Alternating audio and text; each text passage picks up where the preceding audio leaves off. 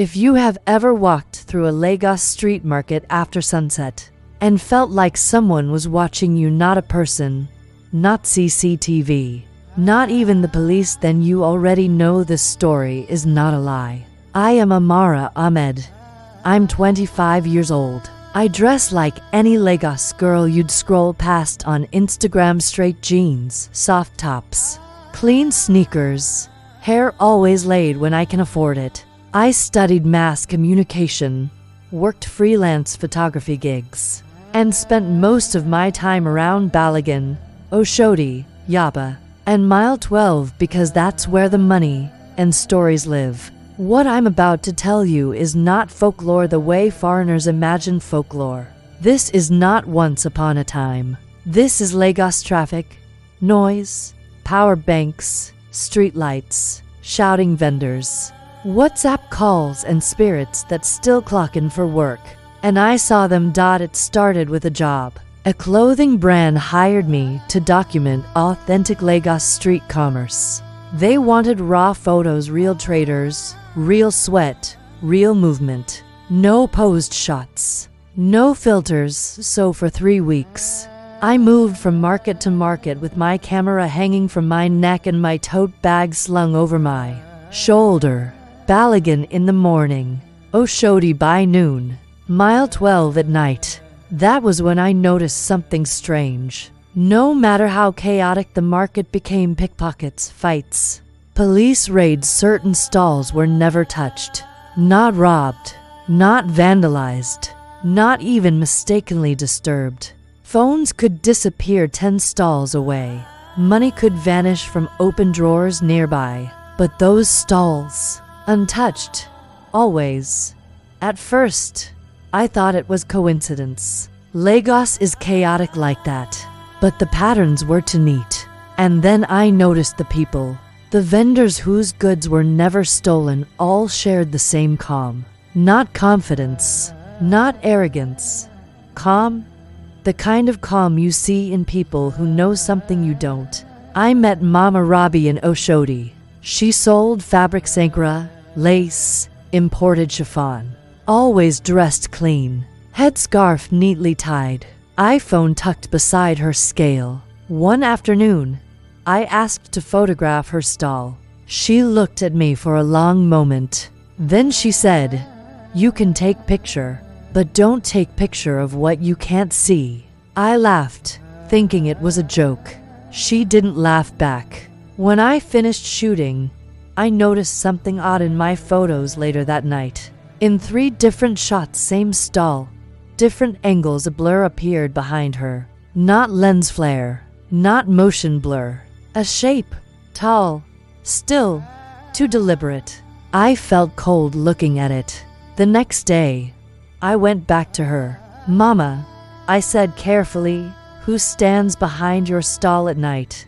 Her face hardened. "You're seeing too much," she said. And Lagos doesn't forgive curiosity. Markets in Lagos change after dark. The shouting reduces. Generators hum louder. Shadows stretch. I stayed late at Mile 12 one night, photographing vegetable traders packing up. That was when I noticed a stall still fully open. Bright lights. Fresh produce. No customers. The woman there, Sadia, looked about my age. Skinny jeans. Hoodie. Nails done. "You're not closing?" I asked. She smiled. "Some of our customers don't like daylight." I laughed. She didn't. As I raised my camera, the air shifted. The market noise faded. The generators sounded distant. My ears rang. Behind her stall, the shadows moved the wrong way. Against the light, something tall leaned forward, as if inspecting me. Sadia whispered, "Lower your camera." I did. Immediately, the noise returned. My hands were shaking. "Who was that?" I asked. She leaned closer. "The reason thieves don't steal here," she said. "The reason some markets survive fires, floods, and raids." Then she added softly, "They don't like to be photographed." Over time, traders began to talk carefully, indirectly. not in full sentences, not to outsiders, but enough. Long ago, before Lagos became glass towers and ride-hailing apps, markets were protected by agreements, not prayers alone, not charms for luck, pacts. Certain families were chosen, certain bloodlines remembered rituals. Nothing dramatic, no sacrifices like movies show, just acknowledgement. Food left untouched, names spoken quietly at dawn. Respect. In return, the markets were guarded, not by angels, not by demons, by watchers, ancestors who never left. Spirits tied to land now covered by asphalt and concrete. When Lagos modernized, the spirits didn't disappear. They adapted. I didn't witness this myself, but 3 people told me the same story separately. A boy about 19 tried stealing phones from a protected stall in Balogun.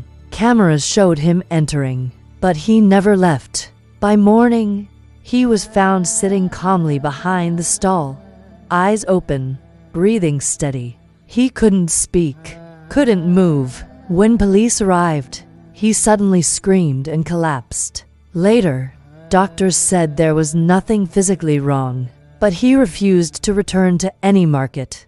To this day, he crosses the street whenever he sees street traders.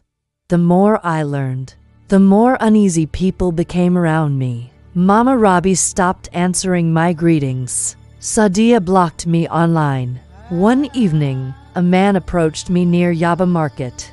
"You're Amara," he said. I nodded. "You're not a traitor," he continued. "You're a witness." That word stuck. Witness. "You've seen enough," he said, "and they've noticed." My phone began glitching after that. Photos disappearing. Audio recordings corrupted. One night, I dreamed of a market with no people, only stalls, and shadows standing behind each one, watching. Before I stopped the project, I received a voice note from an unknown number. A woman's voice. Calm, close. "Markets breathe because we breathe with them. We guard what feeds the living. Stop looking.